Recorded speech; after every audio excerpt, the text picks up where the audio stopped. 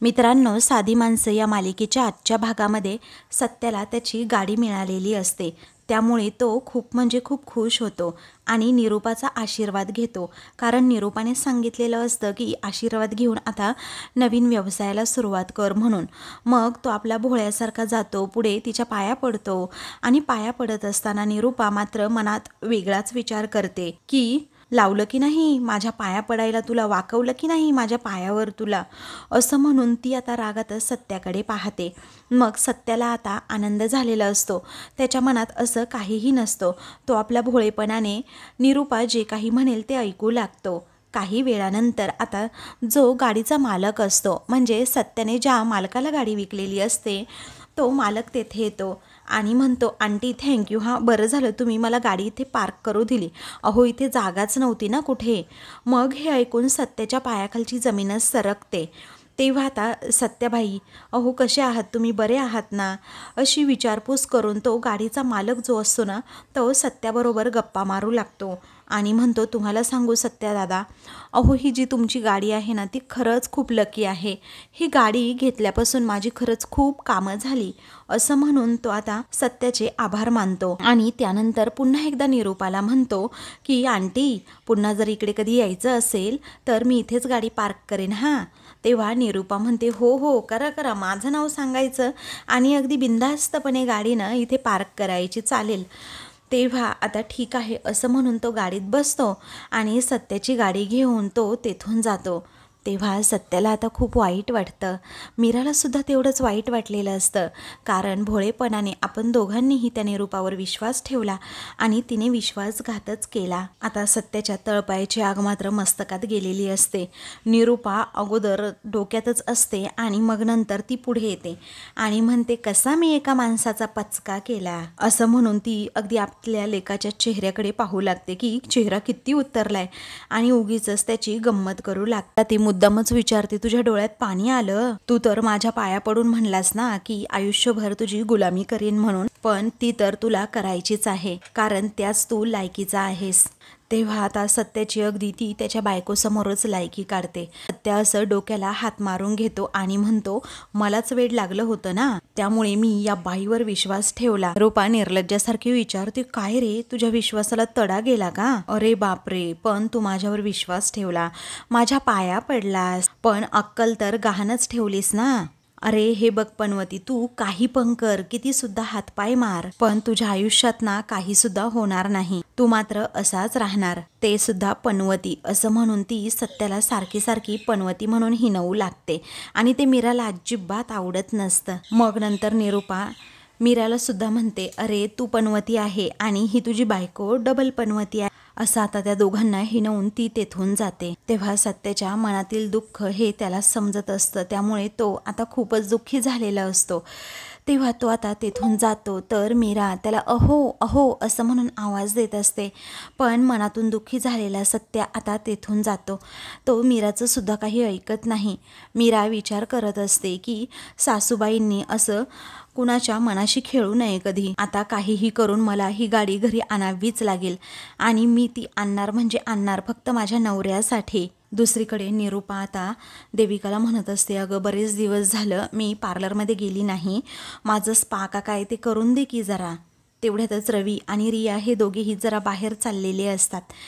तेव्हा आता निरूपा त्या दोघांनाही पाहते आणि विचारते, काय रे रव्या, चाललास कुठे रे तू? त्यानंतर निरूपा म्हणते, हे बघ आपल्या घराण्याची एक रीत आहे, सुनेने गोड शिरा बनवून नव्या संसाराची सुरुवात सुद्धा करायची असते. आता तुला जर का असं वाटत असेल तुझी ही बायको या घरची सून आहे तर मग बघा, म्हणजे कसं आहे ना, रीतिरिवाज पाळलं तर बरं होईल जरा. मग आता रिया सगळं खरं सांगते की पण मला शिरा येतच, असं म्हटल्याबरोबर ती नाही म्हणणार तितक्यात रवी हसतो आणि म्हणतो, येतो आई, येतो, अगं शिरा येतो हिला, ती ना अगदी व्यवस्थित बनवेल, तू नको काळजी करू. मग रिया म्हणते, ए रवी, तुला म्हणतीये ना मी, मला शिरा नाही बनवता येत, मला नाही जमणार, अरे मी नाही केली अशी कामं कधी. तेव्हा निरूपा म्हणते, हे बघ बाई, मोबाईलमध्ये बघ आणि मग बनव, पण शिरा ना तुलाच बनवावा लागेल. इकडे देविका आणि पंकज हसतच तिच्याकडे पाहत असतात, कारण हिला शिरा बनवता येणार नाही आणि आपण हिला अजून काहीतरी वेगळं सांगायचं असं त्या दोघांच्या मनात ठरलेलंच असतं.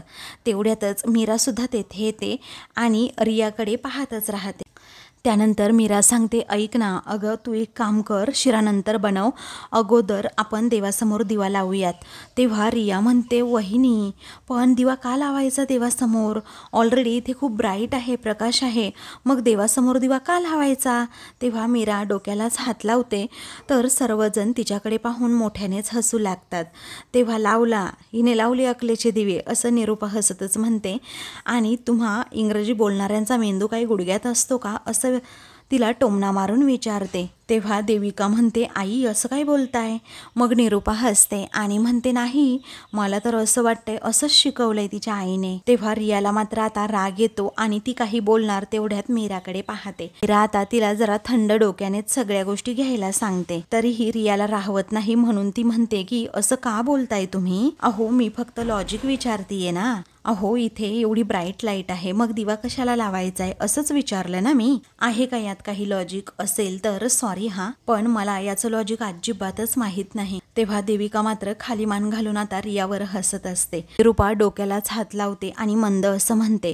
त्यावरती मीरा तिला समजावू लागते, अगं रिया, कसं असताना कोणत्याही नवीन गोष्टीची सुरुवात करताना आपण कसं देवाचा आशीर्वाद घेतो, देवासमोर दिवा लावतो, थोरा मोठ्यांचे आशीर्वाद घेतो आणि मगच ते काम सुरू करतो. कारण देवासमोर तुपाचा दिवा लावल्यामुळे मन प्रसन्न होतं आणि जणू काही देवाचे आशीर्वादच मिळतात, म्हणून हे सगळं करायचं असतं. या म्हणते, करेक्ट, अगदी बरोबर आहे. मी सिरियलचे डबिंग करताना असे सगळे काही रिच्युअल्स बघितले होते. तेव्हा सर्वजण आता हसू लागतात. त्यावरती मीरा म्हणते, आता तू देवासमोर दिवा लावून बघ आणि कसं वाटतंय ते सांग हा. तेव्हा रिया घराजवळ जाणार असते. तेव्हा निरूपा म्हणते, ए बाई, या कपड्यामध्ये आता तू देवाजवळ जाणार का आणि दिवा लावणार का? तेव्हा रिया त्या कपड्यांकडे पाहतच राहते.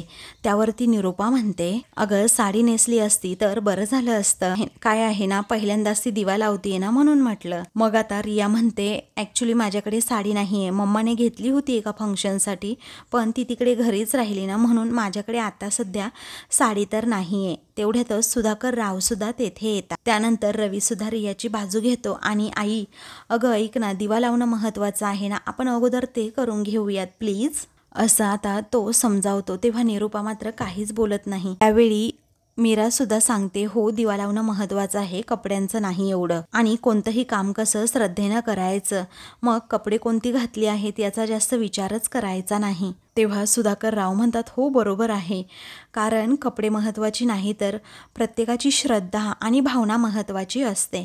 सुधाकर राव सुद्धा रवी रियाच्या पाठीमागे अगदी खंबीरपणे उभे राहिल्यामुळे त्या दोघांनाही जरा आनंदच होतो. तर निरूपा आपली फक्त मान डोलावू लागते आणि देविका पंकज सुद्धा होला हो करतात. त्यानंतर दोघीही देवघराजवळ जातात आणि तिथे शांतपणे बसतात. मीरा तिला म्हणते की आता हे घे आणि लाव दिवा. त्यानंतर आता रिया माचीस हातात घेते आणि ती अशी काडी ओढत असते, पण तिला साधी काडीसुद्धा ओढता येत नाही, कारण तिने आजपर्यंत हे काम केलेलंच नसतं. तेव्हा ती काडी अशी मध्येच मोडते, त्यामुळे सगळेजण तिच्यावर हसतात. तेव्हा निरूपा टोमणा मारून विचारते, काय ग, साधी काडी नाही ओढता येत का तुला? तेव्हा ती म्हणते, कशी ओढता येईल सांगा बरं तुम्हीच सासूबाई, कशी ओढता कशी येणार? कारण मी काही सिगरेट पिले नाही ना आजपर्यंत. सिगरेट पिले असते तर काडी ओढता आली असती आणि दिवाही लावला नाही कधी. या काडीचा माझा काही प्रश्नच आला नाही. मग त्यावेळी सगळेजण डोक्याला हात लावतात. मीरा शांतपणे तिला म्हणत असते, अगं जरा शांत राहा. खुणावूनच ती सांगत असते, इशारा करत असते.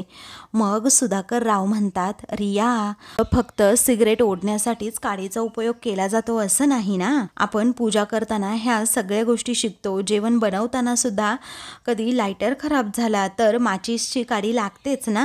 तेव्हा ती म्हणते की नाही ना, मला जेवण तरी कुठे बनवता येतं, ते डिपार्टमेंट तर रवीचं आहे. हे सगळं बोलणं ऐकून मात्र सगळेजण तिच्याकडे आश्चर्याने पाहतात आणि रवीकडे सुद्धा. आता रवी सुद्धा जरा घाबरलेलाच असतो. त्यानंतर मीरा तिला शांत राहायला सांगते, माचीसची काडी कशी पेटवायची हे दाखवून देत असते आता तिला तरीही काडी ओढता येत नाही. ते पाहून मीरा आता सगळ्यांपासून ते माचीस जरा लपवते आणि म्हणते, हे माचीस जरा ओलं झालंय, दुसऱ्या बाजूने पेटव बरं. आणि स्वतःच तिला ती काडी पेटवून देते आणि रियाच्या हातात गुपचूप देते. तेव्हा रियासुद्धा हसते आणि जमलं जमलं असं म्हणते आणि देवासमोर मग दिवा लावते. त्यावेळी दोघीही मग देवासमोर हात जोडतात आणि प्रार्थना करतात. तेव्हा कुठे जाऊन सगळ्यांच्या मग जीवात जीव येतो. तेव्हा रिया आणि मीरालाही तितकाच आनंद होतो की बरं झालं, एकदाचा हा दिवा लागला. त्यावेळी आता थँक्यू सो मच असं रिया हळूच मीराला म्हणते. दोघीही आता पुन्हा एकदा देवाच्या पाया पडतात. त्यातच आता सत्या देखील तेथे आलेला असतो आणि सुधाकर रावांजवळ उभा राहतो. मग त्यानंतर निरूपा आता म्हणते, हे सगळं झालं असेल ना तर आता गोडाचं बघा काहीतरी. त्यावेळी आता निरूपाने असं सांगितल्याबरोबर मीरा आणि रिया उठतात आणि म्हणतात, चला आपण किचनमध्ये जाऊयात. तेव्हा हो चल ना असं रिया म्हणते. मग मीरा म्हणते, चल मी तुला शिकवते गोडाचा शिरा कसा बनवायचा. तेव्हा रियाला खूप आनंद होतो की मीरा माझ्यासोबत असेल ना तर मला काही टेन्शन नाही. मग त्याचवेळी त्या दोघीही उठतात आणि किचनकडे जाऊ लागतात. तेव्हा निरूपा म्हणते, फुलवाली तू कुठे चालली ग तिकडे? तिच्या मदतीला अजिबात जायचं नाही, तू इकडे ये. तिला सांगितलंय नाही मी गोडाचं बनवायला, मग तिनेच जायचं. तेव्हा तू एकटीनेच आज गोडाचं बनवायचं आहे असं निरूपा स्पष्टपणे सांगते. त्यामुळे रियाचा आता चेहराच पडतो आणि ती रवीकडे पाहते. रवीसुद्धा आता डोक्यालाच हात लावतो कारण हिला स्वयंपाकातलं काही येत नाही, त्याला माहीत असतं. त्यानंतर सत्या म्हणतोय, धूमकेतू अगं निरूपाना बरोबर बोलतीये, तू कशाला जातेस उगीच तिच्या मदतीला? अगं रियाच्या मदतीला आतमध्ये तेथे किचनमध्ये जाण्यासाठी आपल्याकडे माणसं आहेत ना. तिच्या हातात काय काय द्यायचं काय काय नाही ही ती माणसं ठरवतील ना. मग आतापर्यंत रियावर हसणारे हे तिघेही म्हणजे निरूपा, देविका आणि पंकज सत्याचं बोलणं ऐकून एकदमच गप्प राहतात. कारण आता सत्याने या तिघांनाच मदत तिला करायला सांगितलेली असते. आता देविका आणि पंकजचं सर्वात जास्त टेन्शन वाढतं की आता पुन्हा हिच्या हाताखाली काम करावं लागणार. तर आता मीराच्या सुद्धा सगळ्या काही गोष्टी लक्षात येतात. त्यामुळे ती सुद्धा अगदी गप्पच राहते. त्यावेळी सत्या देविकालाच आता स्पष्टपणे विचारतो, काय ग करशील ना मदत? मग आता देविका काहीच बोलत नसते, एकदमच गप्प गप्प राहते. तेव्हा मात्र सुधाकर राव हे देविकावर हसू लागतात. मग देविका मनातच विचार करते, आता ना मला होच म्हणावं लागेल, नाहीतर परत बापाला फोन लाव बापाला फोन लाव असं म्हणत बसेल आणि डोकं खात राहील आणि मग नंतर माझी वाट लावायला सुद्धा मागे पुढे पाहणार नाही. तेव्हा ती हाच विचार करत असताना सत्या म्हणतोय, ब्युटी पार्लर मी तुला विचारतोय, तू करणार आहेस ना हिला मदत? तेव्हा देविका आता तिला मदत करण्यासाठी मग तयार होते. तेव्हा रिया आणि मीरा या दोघीही एकमेकींकडे आता पाहतच राहतात. त्यानंतर आता सुधाकर रावांच्या पायाकडे पाहत सत्या विचारतो, काय रे बाप, तू पायाची पट्टी काढली तर लगेचच वॉकिंगला जायला निघाला का? सुधाकर राव म्हणतात, हो जरा व्यायाम तर पाहिजेच ना शरीराला, घरात बसून कुठे चालतं बाळा आपलं. मग आता त्यावेळी सत्या म्हणतो, बरं ठीक आहे, हे धुमकेतू मी बापाबरोबर जाऊन येतो हा वॉकिंगला. तेव्हा ठीक आहे असं आता मीरा म्हणते आणि ते दोघेही आता तिथून निघालेलेच असतात. त्यानंतर आता सुधाकर रावांना निरूपा म्हणते की जरा सांभाळून जा. तेव्हा ते हो म्हणतात आणि मग तेथून जातात. तेव्हा निरूपा सुद्धा आता मीराकडे पाहत आपल्या रूममध्ये जाते. त्यानंतर आता देविकाला रूममध्ये जायचं असतं, ती पुढे निघते पण पंकजला जोरातच धडकते आणि रागातच म्हणते, काय आहे रे, चल ना आता आतमध्ये. मग पंकजला घेऊन ती आतमध्ये जाते. तेव्हा रवी म्हणतो, मला सुद्धा निघायला उशीर होतोय, मी आपला जातो. तेव्हा रिया पुढे जाते आणि म्हणते, रवी थांब, अरे तू हो का म्हणालास? तुला माहिती आहे ना मला नाही बनवता येत रे शिरा, आता मी कसा करायचा शिरा सांग बरं. तेव्हा तो म्हणतो, ऐक ग, आईला इम्प्रेस करण्याचा हा अगदी गोल्डन चान्स आहे, तुला कळतं का? तू जर शिरा बनवला तर आई तुझ्यावर इम्प्रेस होईल. अगं तू आता शेफची बायको आहे यार, एवढं तर तुला जमलंच पाहिजे. तेव्हा ती पण आता हार मानत नाही, ती म्हणते करेक्ट, तुझं बरोबर आहे. मग आता तो म्हणतो, निघू का, मला उशीर होतोय हा खूप. मग आता ती म्हणते, रवी बाय असं म्हणून ती त्याला प्लँकिस द्यायला सांगते. तेव्हा तो आता जरा घाबरतो कारण मीरा समोर असते. तरीही तो आता रियासाठी तिला प्लँकिस देतोच आणि मीराकडे पाहून अजूनच घाबरतो आणि त्याला लाजल्यासारखं सुद्धा होतं. मग मीरा सुद्धा आता म्हणते की चालू द्या तुमचं असं म्हणून ती आता बाजूला जाते. तर रिया आणि रवीला सुद्धा खूप म्हणजे खूपच लाजल्यासारखं होतं. त्यानंतर दोघेही एकमेकांना आय लव्ह यू असं म्हणतात. मग आता रवी म्हणतो बाय. तेव्हा वहिनी येतो हा, असं म्हणून तो आता जायला निघतो. तर रिया पुन्हा एकदा त्याला बाय करते आणि खूप लाजत असते आणि मागे पुन्हा एकदा मीराकडे पाहते. तर मीरा तिच्याकडे पाहून अजूनही हसतच असते. त्यानंतर तिच्या लक्षात येतं की शिरा बनवायचा आहे. मग आता लगेचच ती किचनकडे जाते. दुसरीकडे सत्या हा एका टपरीवर बसलेला असतो आणि चहा पित असतो आणि त्याच्या मित्रांना सांगत असतो, माझ्याकडे लायसन्स नाही, त्यामुळे मी आता अगदी गाडीसुद्धा माझी चालवू शकत नाही. त्यामुळे माझ्याकडे भाडंसुद्धा नाही आहे. मला काय करावं ना कळतच नाही आहे. माझं आता डोकं फिरले, असं मित्रांसमोर तो सांगत असतो आपला. आणि मी पुन्हा गाडी धुवायचं काम सुरू करू का असंही विचारतो. तेव्हा सत्याचा मित्र म्हणतो, नाही बाबा, मला काही प्रॉब्लेम नाही तसा. पण असं म्हणून सगळेजण आता एकमेकांकडे पाहतात. तेव्हा सत्याला कळतच नाही नक्की चाललंय काय यांचं. आता तो म्हणतो, जे काही असेल ना ते माझ्या तोंडावर आणि स्पष्टपणे सांगा. त्यावेळी आता हे बघ भावा, तू लवकर पहाटे येऊन गाड्या धुवू शकतो का? पहाटे 5ला यायचं आणि 6पर्यंत गाड्या धुवायच्या, काही प्रॉब्लेमच नाही हो ना? मग त्याचे मित्र म्हणतात हो. तेव्हा सत्य आता विचारतो, प्रॉब्लेम नाही म्हणजे नंतर गाड्या जर धुतल्या तर काय प्रॉब्लेम होणार आहे? मग आता हे बघ भावा, जे काही असेल ना ते अगदी बिनधास्तपणे बोल, माझ्यापासून तू काहीही लपवू नकोस, असं सत्या सांगतो. त्यावेळी सत्याचे मित्र त्याला सांगू लागतात, हे बघ भावा, अगोदरच पोलीस स्टेशनमध्ये तुझे ना खूप मॅटर सुरू आहेत आणि जर तू तिकडे गेलास ना आणि गाडीचा काही प्रॉब्लेम झाला तर अजून काही मॅटर वाढू शकतो आणि अगोदरच काही लफडी कमी आहेत का? मग आता सत्याच्या लक्षात येतं आणि तो म्हणतो, बरं आलं माझ्या लक्षात. आता माझ्यावर जोपर्यंत केस सुरू आहे तोपर्यंत मला कोणी काम देणार नाही, असंच म्हणायचं आहे ना?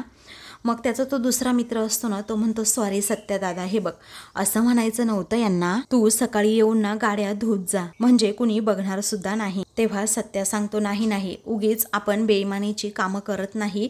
माझ्यामुळे कुणाला काही प्रॉब्लेम नको आणि तुम्हाला तर नकोच नको. ठीक आहे, बघू, आज ना उद्या तरी मी या केसमधून नक्कीच सुटेल आणि तुमच्याकडे मागेल की काम, तुम्ही काही नाही म्हणणार आहे का? त्याचे मित्र हो म्हणतात. दुसरीकडे रियाने आता शिरा कसा बनवायचा याची रेसिपी आता शोधून काढलेली असते आणि ओके असं म्हणून आता देविकाला त्याबद्दल सांगते. तर देविकाला आता भलतंच टेन्शन आलेलं असतं. त्यानंतर आता जगातील बेस्ट शिरा अशी ती रेसिपी नंतर सर्च करते. तेव्हा ती रेसिपी आता स्टार्ट होते आणि मग रिया अगोदर ती पाहून घेते आणि इंग्रजीमधूनच सगळं काही देविकाला सांगते की मला हे इन्ग्रेडियंट हवे आहेत. तेव्हा आता देविकाला राग येतो आणि ती म्हणते, ही काय मला नोकर समजते की काय? मी हिच्या हातात सगळं काही द्यायचं? ही लागून कोण गेली हिच्याकडे ना, आता बघतेच मी. मग त्यावेळी आता रिया म्हणते, अगं दे की मला सगळे इन्ग्रेडियंट काढून. त्यावेळी देते हां, असं तोंड वाकडं देविका म्हणते. त्यामुळे आता रिया सांगते, मी तुला सांगितलं सुद्धा नसतं गं, पण कसं आहे ना, मी या घरात नवीन आहे, मला माहीतच नाही कुठे नक्की काय काय ठेवलंय. तेव्हा देविका एक एक करून सगळं वस्तू सांगते आणि एक एक करून सगळे इन्ग्रेडियंट्स तिच्यासमोर ठेवते. त्यानंतर देविकाला किचनमध्ये आता खूपच गरम होऊ लागतं. त्यामुळे ती आता अशी हवा घेऊ लागते. तिचा मेकअप खराब होत असतो, त्यामुळे तिला वैताग येतो. मग रिया एक एक करून सगळ्या वस्तू आता व्यवस्थित घेत असते आणि मनातच विचार करते, मला बेस्ट शिरा बनवायचा आहे, मला सासूबाईंना इम्प्रेस करायचं आहे. त्यावेळी देविका मात्र मनातच विचार करते की आता बघा, मी हिच्या शिऱ्याची ना कशी वाट लावते, ते असा शिरा हिला बनवायला सांगते ना की नावच ठेवली पाहिजेत. ही माझ्या कानामागून आली आणि तिखट झाली काय? आता कानामागून काय असतं आणि तिखट कसं असतं हे मी तिला दाखवतेच बरोबर. आता तेवढ्यातच मीरा तिच्या रूममधून बाहेर येत असते, परंतु देविका जेव्हा तेथे असते ना तेव्हा मीरा मात्र तिच्याकडे डोकावून पाहते. मग मीरा आता मनातच म्हणत असते, अरे बापरे, या रियाला तर जेवण करता सुद्धा येत नाही आणि त्यात ही देविका मदत करणार म्हटल्यावर झालं, सगळ्याचं कल्याणच झालं. त्यानंतर इथे कार्डमम पावडर नाही आहे, तू देतेस का प्लीज, असं रिया इकडे देविकाला विचारते. तेव्हा देविका आता होला हो करते. आता मीराचं लक्ष देविकाकडेच असतं. एक काळे मिरीचा डबा असतो आणि दुसरा वेलचीच्या पावडरचा डबा असतो. तर देविका दोन्हीही हातात घेते, तर दोन्हीही सेम असतात, म्हणून ती आता म्हणते, आता काळी मिरीच देते हिच्याकडे. मग काळी मिरी घातलेला शिरा खाऊन सगळ्यांची तोंड कशी तिखट होतील ना, हे बघतच राहतो रिया, असा ती मनात विचार करू लागते. आणि लगेचच तिच्याकडे ती वेलची पावडर न घेऊन येता ती आता काळ्या मिरीची पावडर समोर घेत्याकडे देते. मग मीराच्या ही गोष्ट लक्षात येते, ही तर काळी मिरी पावडर आहे आणि देविका हे काय करतीये, आणि मला असं वाटतंय ना ही सगळं काही मुद्दाम रियाला तोंडावर पाडण्यासाठी. तेव्हा रिया विचारते, अगं देविका काय झालं, देतीयस ना तू? मग आता देविकाला होला हो करावंच लागतं. ती आता पुढे येते आणि काळी मिरीचीच पावडर तिच्याकडे देत. तेव्हा आता एवढी होईल ना असं रिया विचारते आणि 2-3 चमचे ती वेलची पूड ही त्या शिऱ्यामध्ये टाकते. तेव्हा देविकाला मात्र खूपच आनंद होतो की बरं झालं, जेवढं सांगितलं तेवढं तर तिने केलं आहे. आता सगळ्यांची तोंडं अगदी खाऊन तिखट होणार म्हणजे होणारच, त्यामुळे तिला खूप आनंद होतो. तर रियाने अगदी परफेक्ट असा शिरा बनवला म्हणून तिला आनंद होतो. तर मीराला टेन्शन येतं की आता कसं होणार, हा शिरा कोण कसं खाणार. तर आता मित्रांनो पुढील भागामध्ये सत्याच्या घरी नोटीस येते की आता केसचा निकाल काही दिवसात लागणारच आहे. आता केसचा निकाल लागणार म्हटल्यानंतर कोर्टामध्ये तारीख असते. तेव्हा सत्या आणि मीरा हे दोघेही आता त्या वकिलाकडे जातात आणि वकिलाकडे गेल्यानंतर त्याला सगळं काही सांगतात. मीरा आता रिक्वेस्ट करते की काहीही झालं तरी अगदी हा केसचा निकाल आमच्याच बाजूने लागायला हवा. तेव्हा तो वकील म्हणतो, ठीक आहे तुम्ही टेन्शन घेऊ नका, तुमच्याच बाजूने निकाल लागेल, अजिबात कसलंच टेन्शन घ्यायचं नाही. तेव्हा मीरा आणि सत्या आशेनेच आता घरी जायला निघतात. तर काही वेळाने आता सुजित कुमार हा तेथे येतो आणि लगेचच त्या वकिलाला विचारतो, झालंय ना आपलं काम, मी तुला डबल पैसे देतो त्याचे, चल माझ्या बाजूने निकाल लावायचा, सत्याला अडकवायचं. तेव्हा आता पैसे मिळणार या विचाराने तो वकील लगेचच आपला निर्णय बदलतो आणि सुजित कुमारकडून डबल पैसे उकळून तो सत्याला आता हरवणार असतो. अशाच मालिकेंची पुढील भाग पाहण्यासाठी चॅनलला सबस्क्राईब करा.